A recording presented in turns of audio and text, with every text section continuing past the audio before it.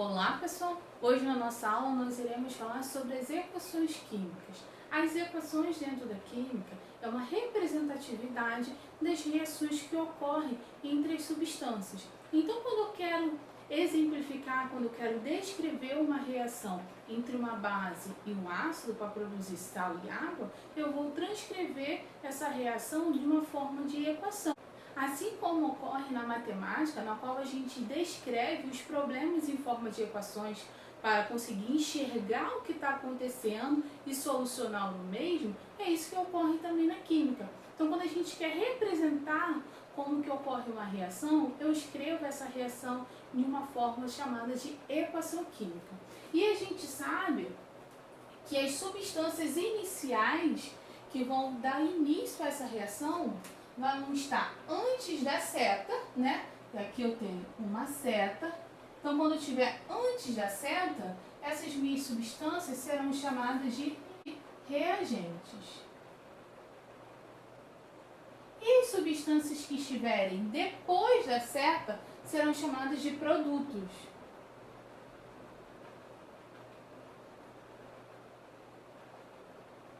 Eu posso ter dois tipos de equações. Uma equação comum, que é o que está representado no quadro, é onde eu só tenho apenas átomos, né?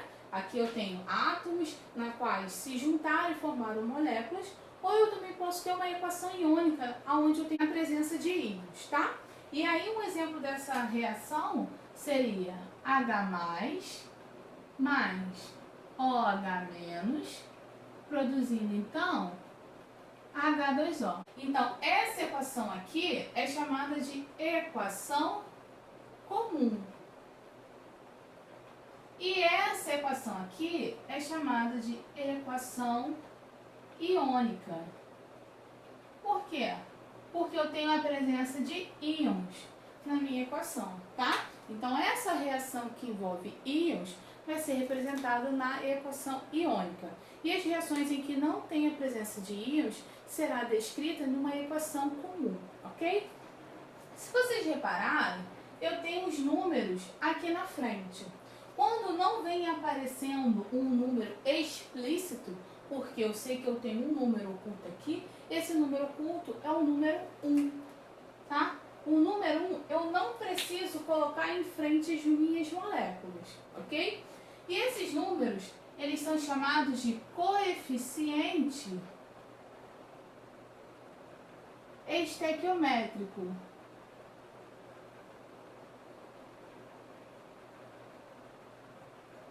E o que eles indicam? Os coeficientes estequiométricos indicam a quantidade mínima de moléculas que eu preciso daquela substância para que ela possa reagir, para que aquela reação possa ocorrer. Então, aqui no nosso exemplo, eu sei que eu preciso de 2 moléculas de gás hidrogênio para reagir com uma molécula de gás oxigênio e assim eu vou produzir 2 moléculas de água, 2 moléculas de H2O, tá? Ao contrário, os números que vêm subscritos nas minhas substâncias significa então que a quantidade de átomos que eu tenho daquele elemento químico, na qual eu chamo ele de índice. Então, o número que eu tenho na frente é chamado de coeficiente estequiométrico. O número que vem subscrito é chamado de índice. O coeficiente estequiométrico vai indicar a quantidade de moléculas que eu preciso daquela minha substância. E o índice vai indicar a quantidade de átomos que eu tenho daquele elemento na minha substância, ok? E eu também posso ter algumas equações nas quais vem algumas letras subscritas, né, em cada substância. E elas vão indicar o estado físico em que se encontra cada molécula. Então, por exemplo, aqui que eu tenho G, vai indicar que está no meu estado gasoso. Na água, que eu tenho L, indica então que ela está no meu estado líquido. Quando vem representado um S, está no seu estado sólido. Quando tem representado uma letra C, está em forma de cristais. Agora, quando ela vem representada com V, ela está no seu estado de vapor. Quando está no aqui, significa então que ela é uma solução aquosa. Ela está na presença da água. Então ela está em meio aquoso. Tá bom?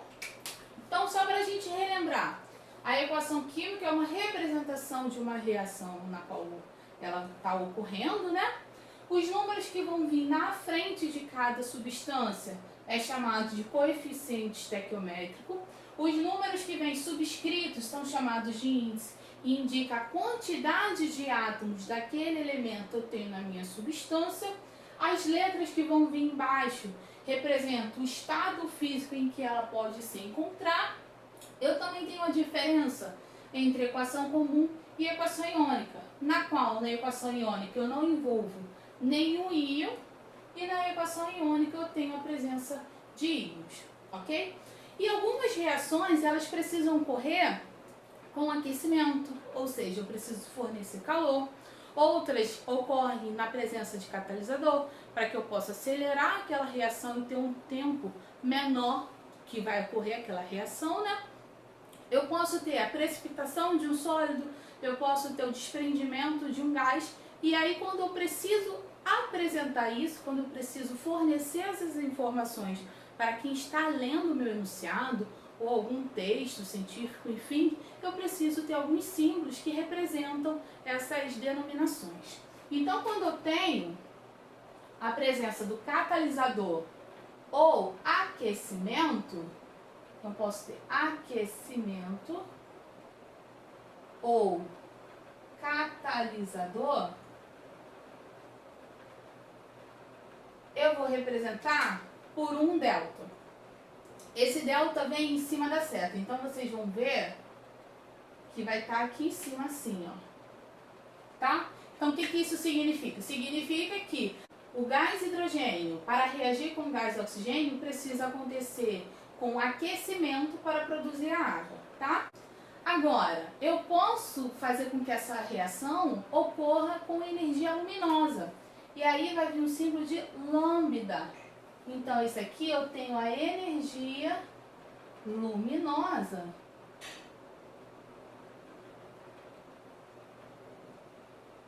Para que eu consiga fazer com que a minha reação ocorra. Ou quando eu tenho desprendimento de gás,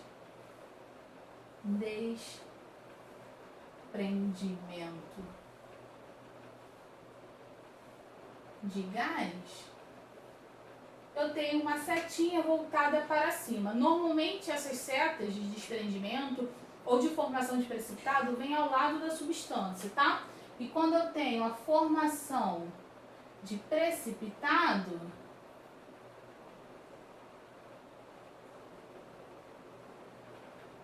de um sólido,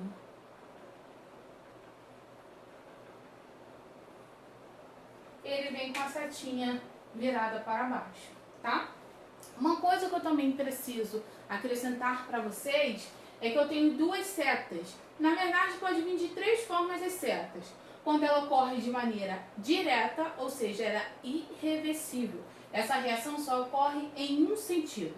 Essa reação só pode ocorrer com a reação do gás hidrogênio com o gás oxigênio para produzir água. Então, tem uma reação irreversível, uma seta só. Agora, quando eu tenho uma seta assim ou assim, essas setas representam a mesma coisa, tá? Significa que a minha reação é reversível, ou seja, à medida que eu formo os meus produtos com a reação desses meus reagentes, esse meu produto ele se regenera nos meus reagentes iniciais. Então eu vou e volto, tá? Na medida, numa velocidade igual, tá? Ou melhor dizendo, essa reação ocorre indo e voltando numa velocidade igual. Essa reação nunca para de ocorrer. Então, quando eu quero indicar que essa reação está na mesma velocidade, tanto na direta quanto na inversa, que é uma reação reversível, eu represento então essa reação com essas duas setas. Ou eu coloco essa seta, né, que é a mais comum, que vocês vão encontrar, ou vocês também podem encontrar para o mesmo significado essa seta. tá? Agora, quando é uma reação irreversível, só ocorre em um sentido, não tem regeneração dos produtos em reagentes iniciais, eu tenho então uma única seta, ok? Em um passe de mágica, eu já troquei o quadro e a gente vai entrar no próximo assunto que vai complementar o que a gente precisa observar nas equações químicas, tá? Então, as minhas equações químicas, como é uma representatividade das reações químicas, ela precisa obedecer, então, às leis que regem as reações, tá? E uma dessas leis é chamada de lei de Lavoisier, também conhecida como lei da conservação de massa, na qual ele enuncia que na natureza nada se cria, nada se perde, tudo se transforma. Resumidamente falando, né, trazendo para a nossa realidade, isso quer dizer que tudo que eu tenho dos lados dos meus reagentes, eu preciso ter do lado dos meus produtos. Isso é, a massa que eu encontro nos meus reagentes, ela não vai se perder, ela vai se transformar nas massas dos meus produtos, né? Se na minha reação química o que ocorre é a quebra das ligações entre os reagentes e a formação das ligações dos meus produtos, então se eu apenas quebro e formo novas ligações, eu não estou perdendo nenhum átomo, eu não estou perdendo nenhuma massa atômica nessa minha reação. Então tudo que eu tenho de um lado eu preciso ter do outro. Por isso nós vamos entrar num tema chamado de balanceamento das equações químicas. Todas as equações, elas precisam estar balanceadas para que você possa dar continuidade ao que o exercício vai te pedir, tá? Então você não pode, por exemplo, fazer um cálculo estequiométrico se a minha equação química não está balanceada, porque as equações é o padrão das reações que ocorrem. É como se fosse uma receita de bolo. Se para produzir um bolo para 10 pessoas eu preciso de 2 ovos, para produzir um bolo para 5 pessoas, eu vou precisar apenas de um ovo, tá? Então as equações químicas, ela é mais ou menos uma receita de bolo daquela reação que está ocorrendo. Então vamos ver aqui. A gente vai começar pelo balanceamento das tentativas, também chamado de balanceamento direto. Ou seja, eu vou escolher os meus elementos em que eu quero balancear e vou ver se eles estão na mesma proporção no primeiro membro e no segundo membro, ok? Uma dica que eu dou para esse tipo de balanceamento direto, balanceamento de tentativas, é você pegar aquela entidade, ou seja, um átomo ou um íon, depende qual tipo de equação que você está balanceando, nós vamos balancear as duas, ok? Então eu vou pegar, nesse caso aqui eu só tenho átomos, né? Então a minha entidade química é átomo. Então eu vou escolher um átomo em que ele não se repete tantas vezes nas substâncias e que apresenta o maior número de átomos, ou seja, o maior número de atomicidade. Nesse exemplo aqui eu tenho então o sódio. O sódio nos reagentes ele só está presente na minha base de hidróxido de sódio. Já aqui também está presente em apenas uma substância, que é o sulfato de sódio, e apresenta maior atomicidade. Então se aqui no meu lado dos meus produtos eu tenho 2 e aqui eu tenho 1, para que o sódio se torne 2, é só eu multiplicar todo mundo por 2. Uma coisa, eu nunca coloco nenhum número aqui embaixo, ok? As minhas substâncias, as minhas moléculas, elas já vêm prontas. Elas já vêm na proporção correta daqueles átomos, daqueles elementos presentes ali nela, tá? Eu nunca vou poder botar um número aqui embaixo. O balanceamento ele vai ser feito acrescentando os números necessários para chegar à mesma quantidade, colocando os números aqui na frente, tá? Então eu tenho o meu sódio balanceado. O próximo que não se repete é o enxofre. Então eu tenho um enxofre. Está balanceado, não preciso fazer mais nada, então. Agora eu vou olhar o hidrogênio. Por que eu vou olhar o hidrogênio? Porque apesar dele aparecer em 2 substâncias aqui ele aparece apenas em uma substância. Então fica mais fácil para que eu não precise alterar as outras que já estão balanceadas. Então dos meus reagentes eu tenho um total de hidrogênio 2, porque esse número da frente vai multiplicar com o número que está aqui embaixo, que é 1. Então 2 vezes 1, 2, mais 2 hidrogênios no meu ácido, que eu tenho a presença de 2 elementos de hidrogênio nele. Então eu tenho um total de 4 hidrogênios do lado dos meus reagentes. E do lado dos meus produtos eu tenho apenas 2 hidrogênios. Então eu adiciono o número 2 aqui, e quando eu fizer a multiplicação de 2 vezes 2, eu vou ter um total de 4 também. Por fim, eu olho o oxigênio, vejo se ele está tudo certo. senão eu vou ter que utilizar outros números para chegar a essa equivalência. Do lado dos meus reagentes, eu tenho 2 vezes 1 também, então eu tenho 2 oxigênios na minha base, e aqui eu tenho 4, um total de 6. Do lado dos meus produtos, eu tenho 4 oxigênios no meu sal, mais 2 na minha água, então eu também tenho um total de 6. Ok, a minha equação química está balanceada nesse caso, tá? E quando eu falo de carga, né, quando eu tenho íons envolvidos na minha equação, eu preciso olhar também as minhas cargas. As minhas cargas precisam ser iguais nos dois membros. Um exemplo aqui, do lado dos meus reagentes, eu tenho um total de carga mais 2. Já do lado dos meus produtos, eu tenho um total de carga mais 3. Então não está balanceado. Se eu tenho 2 de um lado e 3 do outro, isso não é um balanceamento. Para que eu chegue a um total igual, eu apenas preciso multiplicar aqui por 3 e aqui por 2. Porque quando eu fizer 3 vezes 2, eu vou ter um total de 6. Quando eu fizer 2 vezes 3, também tenho um total de 6. Nesse caso aqui, já estava balanceado em relação aos átomos, né? Eu tinha um átomo de alumínio com um átomo de alumínio, um átomo de cobre e um átomo de cobre. Só que quando eu balanceei as minhas cargas, eu causei um desequilíbrio entre os números dos meus átomos. Então eu preciso balancear agora em relação às entidades, tá? Então aqui eu tenho um átomo de alumínio e aqui eu tenho 2 íons de alumínio. Se aqui eu tenho 2 e aqui eu tenho 1, eu apenas coloco o número 2 aqui. Agora, se o meu cátion de cobre tem 3 e o meu elemento cobre tem 1, eu apenas preciso colocar o número 3 aqui na frente. Agora, tudo está balanceado, ok? Em outro passo de mágica, eu trouxe um outro exemplo de um balanceamento também que se torna fácil na hora de vocês se organizarem para balancear. Ele é chamado de macho. E a gente segue a seguinte regra. Macho. O M vai representar que você vai analisar primeiro os metais. O A significa que você vai analisar em seguida os ametais. Depois dos ametais, vocês vão considerar os carbonos presentes na minha reação. Em seguida, o hidrogênio. E depois o oxigênio. Tá? Então, seguindo essa regra aqui, eu vou pegar primeiro os metais. Quem são os metais nessa minha equação química?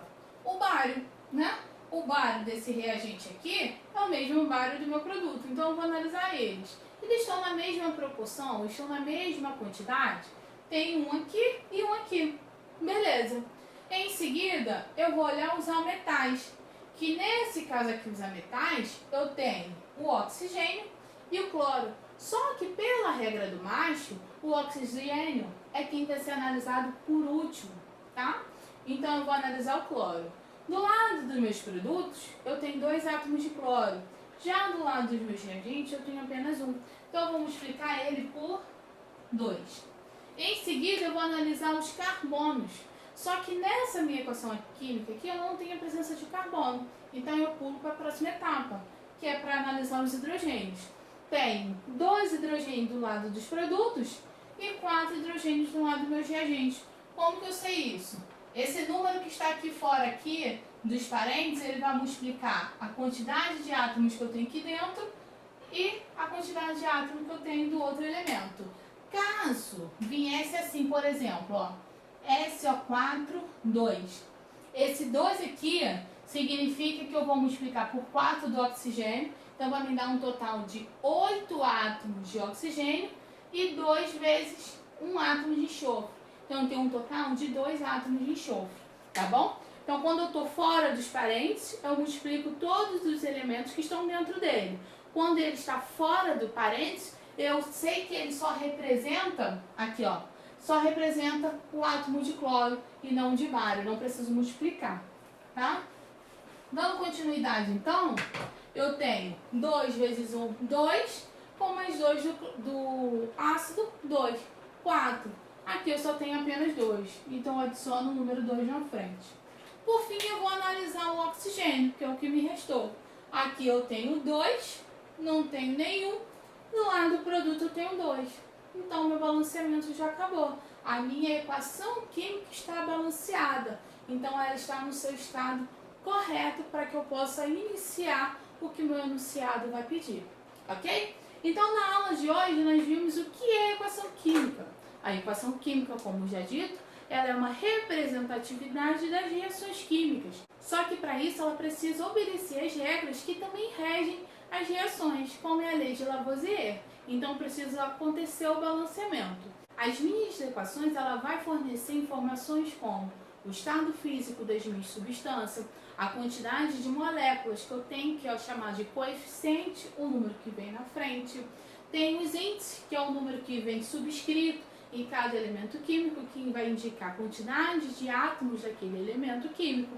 Tem os símbolos também, que vão indicar o desprendimento de gás, que é a seta para cima, precipitado de um sólido, seta para baixo, reações que envolvem a presença de catalisador, representado pelo símbolo de delta, ou se aquela reação vai acontecer com aquecimento, ou seja, eu vou ter que fornecer calor para ela, também simbolizado pelo símbolo de delta, ou se ela tem energia luminosa também envolvida, que aí eu vou representar pelo símbolo de lambda, ok? Espero que vocês então tenham gostado da aula de hoje, espero vocês nos próximos vídeos e desejo de coração que vocês estejam se organizando da melhor maneira para manter os estudos. Porque a prova e o sonho de vocês estão pertinho de acontecer, tá bom? Um beijo e até a próxima aula!